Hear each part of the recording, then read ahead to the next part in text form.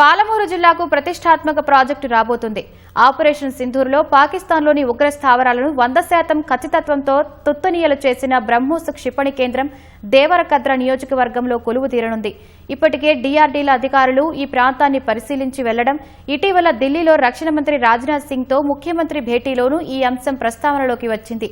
సుమారు 400 ఎకరాల ప్రభుత్వ భూమి అందుబాటులో ఉండడం, కేంద్రం సైతం సానుకూలంగా ఉండటంతో తప్పనిసరిగా వస్తుందని స్థానికుల్లో ధీమా వ్యక్తమవుతోంది. బ్రహ్మోస్ మన దేశంలో అత్యంత విజయవంతమైన మిస్సైల్ ఇది. ఆపరేషన్ సింధూర్లో సత్తాచాటగా ఇప్పటికే థాయిలాండ్, కాంబోడియా, వియత్నాం వంటి దేశాలు ఈ క్షిపణి కొనుగోలుకు ఒప్పందాలు చేసుకున్నాయి. యుఏఈ కూడా తన అమ్ముల పొదిలో చేర్చుకునేందుకు ఆసక్తి చూపిస్తోంది. దేశీయ అవసరాలకు తోడు ఎగుమతులకు సైతం డిమాండ్ పెరగడంతో కేంద్రం ఉత్పత్తి పెంపుపై దృష్టి సారించింది. ఇప్పటికే యూపీ రాజధాని లక్నోలో ఒక మిసైల్ యూనిట్ ఉండగా రెండో కేంద్రం ఏర్పాటుకు మహబూబ్నగర్ జిల్లా దేవరకద్ర వేదికయ్యే అవకాశాలు మెండుగా ఉన్నాయి. దేవరకద్ర నియోజకవర్గంలోని చౌదరిపల్లి, బస్వాయిపల్లి, అజిలాపురం గ్రామంలో సుమారు 416 ఎకరాల ప్రభుత్వ భూమి ఉంది. బ్రహ్మోస్ తయారీ, పరిశోధనా యూనిట్లకు స్థలం సరిపోతుందని సమాచారం.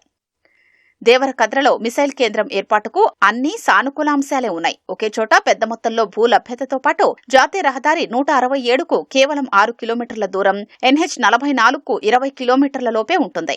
సుమారు 100 కిలోమీటర్ల లోపే శంషాబాద్ విమానాశ్రయం, దేవరకద్ర మీదుగా రైల్వే ట్రాక్ సైతం ఉంది. హైదరాబాద్, బెంగళూరు డిఫెన్స్ కారిడార్ ఏర్పాటు చేయాలనే ప్రణాళికకు ఈ ప్రాంతం అనుబంధంగానే ఉంది.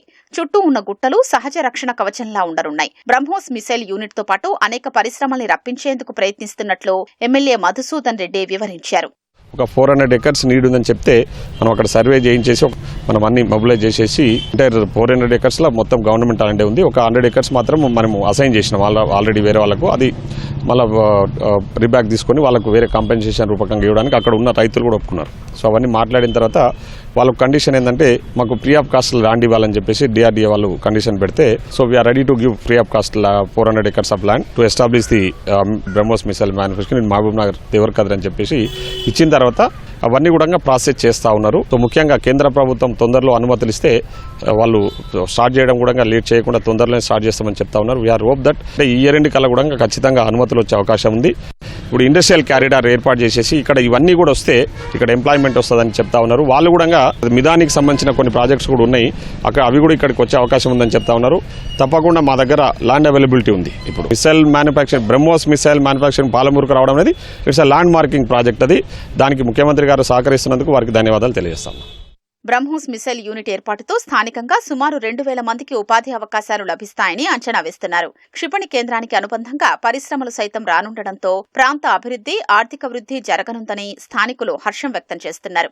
దేవరకద్ర మున్సిపాలిటీలో బ్రహ్మోస్ వస్తుందని కొన్ని దినాలుగా అనుకుంటున్నారు, కానీ ఇప్పుడైతే అందరూ డిఆర్ఓ వాళ్ళందరూ వచ్చి వెళ్ళిపోతున్నారు సర్వేలకు. దానికి ఈ బ్రహ్మోస్ రావడం వల్ల ఇక్కడ ఉన్న చుట్టుపక్కల జనాలకు ఉపాధి కలుగుతుంది, నిరుద్యోగులు అందరికీ మంచి జరుగుతుంది. దేశంలోనే దేవరకద్ర పేరు ఎక్కడో పైన కనబడుతుందని చిన్న ఆశ ఉంది. బ్రహ్మోస్ యొక్క ముఖ్య ఉద్దేశం ఏంటంటే ఉపాధి అవకాశాలు మెరుగుపడతాయి.